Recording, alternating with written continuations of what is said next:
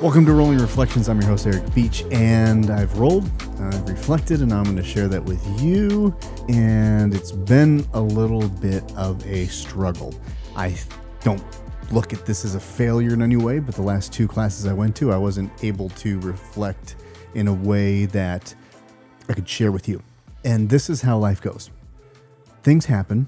We have to process them. We have to grieve them. We have to learn from them. And it can be like bleeding over people. Like you get a fresh cut and it's bleeding and you're like, hey, look at this. And you spread blood around. It's not really helping anyone. It's not great to do. So you want to heal a bit before you can take that lesson and give it to someone else or share it in a way that isn't from a place of ultra vulnerability, of rawness.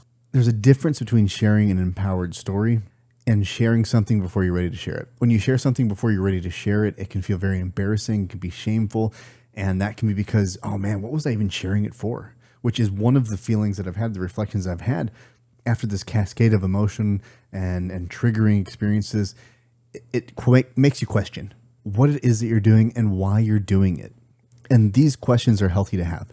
They're just best had in a private forum or with a group of one or two people that you know you can trust. And what I mean by trust is that they're not going to overreact or give you a response that's coddling or over gratifying and, oh no, you're great, you're the best, you're just keep going, man. They'll actually have the ability to hold space for you. And this is a small group of people because we really can only know 10 to 12 people really, really deeply well. And I would argue that that number is reduced to under 5 that we can really hold space with and be there for. Because if I'm there for 12 people, whenever they need me, that gets to be a lot. So there's only a handful, less than 5, that I can really guarantee that I'll be there for, and it won't become overwhelming to me where I fall into the savior role or a martyr role where I sacrifice my own progress, my own needs for being supported so that I can validate myself through serving others. That becomes a very negative life story. The story of the savior or the martyr. We can be victims, we can be villains, or we can be martyrs. And jiu-jitsu has a very unique place in my life because it's one arena where I can be tested in certain ways that elicit certain responses and bring up material for me to deal with that I don't have any other cause to deal with. So I'm unaware that I need to deal with it. And we can get in a place in life where we're just coasting. We just groove, we feel successful. But it doesn't mean that we're necessarily at our highest good. We're not at our totally fulfilled way of being or the authentic self or whatever verbiage you want to put around that. Can we live an okay life without attaining that? Yeah, absolutely, because I don't think we ever fully do. But life is best lived and most fulfilling when we're growing and we're serving, along with having significance or security and variety in our life and these other needs that we have. But in this case, these last two classes that I've been to, first off, great classes. The classes were not bad in any way, but they challenged me in certain ways that were unique to me. So I walk into class on Thursday last week, and we're learning, and we're drilling, and we're sparring. And I had this idea that as you go and you're getting a move down, a sequence down, you feel in control, you feel have gained some understanding, and it's there. You want to test yourself in a new way. So sometimes people will allow themselves to get in positions that they aren't comfortable in to then try and work on that part of their game. And so I had that with certain specific movement sets where I feel like, okay, I've got this pretty decently. I'm aware of it when it comes up in a live round. I can see it and, reasonably take action on it. And the partner that I have, I'm able to get it on. So I want to put myself in a situation where I don't have control. 2 reasons. 1, to test myself, and 1, because I want them to be able to work as well. So I put myself in a position where it's easily swept, and I get swept. Totally fine. The part that I didn't account for was I don't have great frames, or I don't understand that framing is how I keep myself from being smothered because I'm still very new. And so I get myself in a situation and immediately goes to being smothered and I'm trapped. I can't breathe. And this is something that I've been in that position before. Nothing new here. I get the anxiety, I get the fear, and I get the panic, and then I can deal with those emotions and take a breath, calm myself down, and look for space. So I start making space and the anxiety is rising. I get my frame in, I get a nice window big enough for my face to get through, and it doesn't help. The panic keeps rising, and it almost increases because I've done what I need to do to remedy the situation, and it's not working. And how many times in life do we do what we need to do and it still doesn't work? These are the moments that I call for heroic action. These are where heroes take on the mantle of hero, because I'm not talking about mythology. I'm not talking about I just saved the world, but my story is a series of calls to action. This is true for everybody. Every time we face a pain moment like this, it's a call to action. And what are we going to do with it? And heroic deeds aren't all the same. But in this case, I wanted to tap. But I know that I'm not in any real danger. I'm not suffocating. I'm not going to get hurt. I'm okay, but my body isn't. And so I reacted in a way that I went to not anger to hurt someone, but I needed to fight. And I felt like if I could give one push, I could sweep. And I did. I bridged out and I swept. And then I got on top, and that was that. But that feeling lingered. Like, it was so bad that the escalation of feelings, I felt so helpless, even though I did something to get out of the situation, that I felt like crying. And that has never happened in jiu-jitsu for me. So there's a message for me there. I didn't cry, but it was just the swelling of emotion because something deep happened there. So as I'm driving home, I have the reflection. What about that situation that I've been in before was so intense that it elicited this response? Number one, I don't do great in heat. There's a lot of reasons, but it used to even be that I couldn't hold my wife's hand because it was too hot. I'm a heater. I give off a lot of heat, and that holding of hands would create heat between the palms, and it would give me anxiety. I couldn't be under a blanket with my wife. I couldn't cuddle my wife for long because it would get to be too hot, and I'd have to separate and breathe. Well, there's lots of reasons for that, I'm sure. But even as a child, I would go headfirst into a sleeping bag, like that game we'd play, and it would get too hot and I'd start to suffocate. Even though I had plenty of air, I would panic. So there's something about that I still don't understand what the origins are, but that's one factor. Other factor is whenever we are tired, our brain is stressed and things can hit us in new ways. It's like your emotional defenses, your walls are down because you're so tired that stuff gets in. This is the same experience with music. Your guard is down and the message of the song, the tone of the song, the voice, the lyrics get in and they hit you in a way that you weren't expecting, and you can deal with some feelings. So I'm tired. It's hot. I mean, when I say tired, I'm exhausted. Like, this is after, 9 minutes of different sparring, and me at best, 15 minutes of rolling back to back is kind of my peak right now. I can't do a whole lot after that. I get, my reservoirs are depleted and I have to take a break. So we go into one, that last 4-minute round, and that's when it happened. And that pressure, that tiredness, that heat, the feelings then made me feel helpless because I'm too tired to do something about it. I was taken back to childhood trauma. And I won't get into the traumas of what happened, but suffice it to say, I felt helpless against it, and there was pressure that I couldn't escape. Or maybe I could escape, but I didn't. I chose not to fight back when the things happened to me.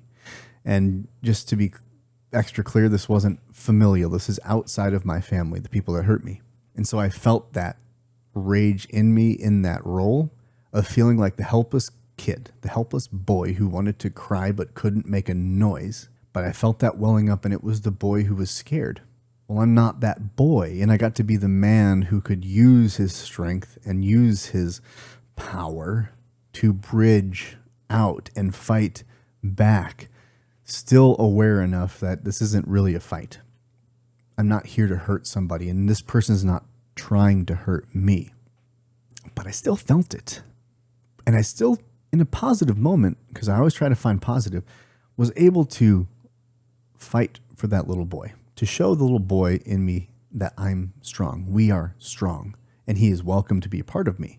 This is an ongoing process. This will always be part of my journey, I believe, because I've dealt with it so many times that it hasn't gone away. But every time there's a new flavor offered to me, I get to show in a new way, whether it was Ironman triathlon or jiu-jitsu now, or public speaking, or any endeavor where I feel scared and nervous, and I get that kind of clinchy feeling, that's the little boy getting scared, because what's going to happen? We're in danger if we're speaking up. We're in danger if we're seen. So hide, tap out. This is my way. Not anymore. So anyway, make this realization, and it also connects to,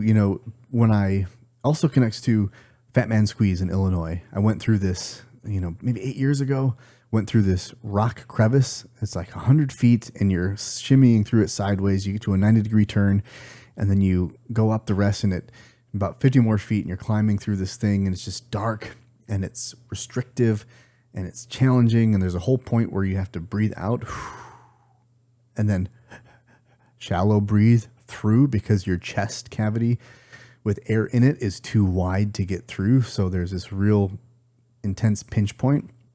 And I made it through, but while I was in that 90-degree turn, I got my leg trapped, and I had a flashback that I don't remember it, but the people said that were outside waiting for me in my group said I was screaming about my legs being stuck, and I have no recollection of that, but I do have a moment overseas in Iraq when I was in 2003 deployed, where I got stuck in the mud in winter, because when the winter, it just rains and rains, and sometimes the dirt becomes a mud field and you can get stuck and your boots get that suction. I mean, it happens here, but usually people aren't shooting at you at that time. So there was this moment of being stuck. And so there was that, it's probably like 10 seconds, but it felt like 5 hours of like trying to dig myself out and get out, and almost ripped my ligaments. This is how hard I felt like I was pulling. But that lived in my legs, and that was something that flashed me back in that Fat Man Squeeze, because it was in my body and it mirrored that experience. So being trapped under my partner in this role mirrored that experience of feeling helpless and trapped. And so that was heavy. That when these things come up and they have to be grieved, it's not easy. It's not a quick sip and it's done. It lives in the body and it processes through the body. And you move on as best you can. And sometimes these things linger, and it did. I went to class on Monday. So that was a Thursday. I went to class on Monday and I had a rough class. The move sets were difficult for me. It was kind of 2 in a row. And then there was all of these stories building up in my head about why I don't belong. The difference between being a competitor and being competitive, desiring to be competitive, but also being around competitors that are really good, and feeling like as a 40-year-old, my body doesn't work like it used to. There's a toll that things take, and I'm trying to figure out that toll. So, you have these boo-hoo parties and pity parties, but you show up and you do it. And it's just like you want to win, and you ignore all the wins, because there were wins. In my reflection, I do see that things went well in certain ways. It's just, on Thursday I get my leg trapped, and then I have this kind of tendony ache thing going through it at Monday class. And so there's a story about your body isn't up for this. Your technique is so poor that you almost tapped yourself and almost hurt your own ankle because it got stuck under someone while you were taking their back. And then there's the reality that with that sore leg, you're sometimes limited in what you can do. And honestly, usually those pains go away in class. Motion is lotion and all that. And I still felt limited in certain ways and was telling myself I was limited in certain ways.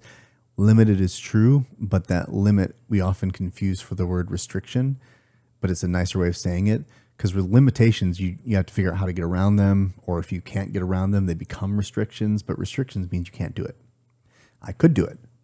And I also could shoot on my left knee for the first time pretty decently, and that's been something for months that I've been struggling with where I couldn't do it, but I ignored that reality, that positive moment, in exchange for the self-imposed suffering of where my struggle started on Thursday and continued on Monday, all in an effort for my body, my unconscious mind, to convince me that jujitsu isn't for me, that my modern myth, the way I help people, isn't good enough. Nobody cares. The engagement's going to drop and no one's listening. So what are you even doing?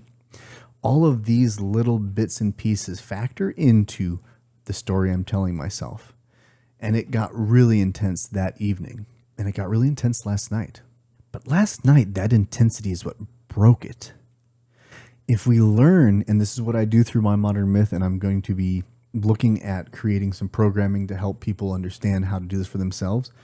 If we can learn how to check in with our life story that we're telling ourselves that day, the last week, the entirety of our life, we can find narrative themes that are, ubiquitous. They are sprinkled throughout our whole life. And we can start to check in with our mind and our body and figure out how we're using those things to write that life story. And oftentimes when we become aware of it, we can determine what it is we want to say. And I won't get into that because I don't want to go too deep into my modern myth stuff here because I'm trying to keep the channel separate. But I do need to refresh. So my reflection is jujitsu is such a wonderful gift because it shows me where I need to work in my life. It is like a cold water splash to the face. It's a punch to the gut. It's someone getting in your face and shaking you saying, wake up. You're not looking at this. You're looking at this, but you're looking at it in the wrong way. And sometimes it reminds you that you're not even buying what you're selling. Because oftentimes we will serve and help other people so that we feel like we're being productive and helpful and good when we need that same service for ourselves. And if we serve ourselves, we can serve others. And this process of falling apart and just feeling like your life is blowing up is readying you for the surge forward. But sometimes you have to have some nasty conversations with yourself and challenge them because you do have value. And it's really hard when you feel like you don't.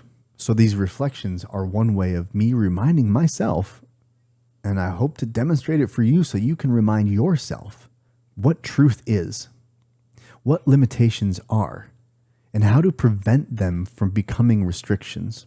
A lot more on that on my modern myth, which has been kind of paused because I've been really trying to figure some things out and dedicating myself to understanding the messaging that I'm getting. And I don't mean messaging like in a seance-y kind of way. I just mean that we have an inner dialogue that's running at all times, and that's the script of our life story. And when I get too disconnected from that, I don't fully understand it. And when I don't fully understand it, I don't want to share it because that's like sharing from an unhealed place. And it's not going to make sense. Or I'm going to try and do it to, give myself a quick fix of like, hey, look how great Eric's doing. He's so smart. And I don't want that because that's sugar. That's a fast burning fuel. And it's not something that I'm going to build my future on. That's not the narrative I want to write for my life story. So a lot has changed in there, and I'm ready now for the next step forward. I went through a week of wrestling with things, reached out to friends, worked through some things, got the information I needed to start to build truth in my life and know what my next move forward is. So thanks for joining me. And hey, it's going to be like this sometimes. Sometimes you got to take a break. Sometimes you got to breathe and figure out what the hell you're supposed to be doing with your next step. So until next time, journey well, my friends.